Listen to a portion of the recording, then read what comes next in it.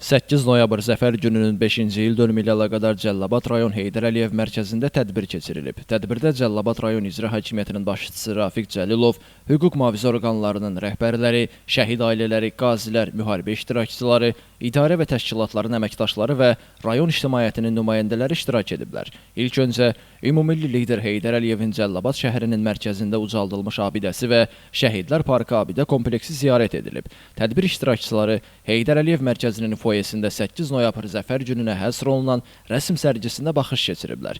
Dövlət himnimizin səsləndirilməsi və şəhidlərimizin əziz xatirəsinin yad edilməsi ilə başlanan tədbirdə Zəfər gününə həsr olunan video çarx nümayiş olunub. Rayon İcra Hakimiyyətinin başçısı Rafiq Cəlilov Zəfər günü münasibəti ilə tədbir iştirakçılarını təbrik edib. Müzəffər Ali Baş Komandan, Prezident İlham Əliyevin rəhbərliyi və Azərbaycan ordusunun gücü ilə qazanılan Zəfər gününün xalqımız üçün tarixi əhəmiyyətindən bəhs edib. Rayon rəhbəri torpaqlarımızın işğaldan azad olunmasında xalqın birlik və dözüm nümayiş etdirdiyini diqqətə çatdırıb. Tədbirdə digər çıxış edənlər Ali Baş Komandanın rəhbərliyi və rəşadətli Azərbaycan ordusunun 44 gün müddətinə torpaqlarımızın yağı düşməndən azad olunmasından, tarixi bu möhtəşəm qələbə ilə şərəfləndirən Azərbaycan xalqının bütün dünyaya öz gücünü, mübarizə aparmaq əzmini nümayiş etdirməsindən danışıblar. Sonda tədbir konsert proqramı ilə davam etdirildi. Elvin Qudrətov, İlqar Mustafayev, Həcər Həsənova, Bugün informasiya proqramı üçün.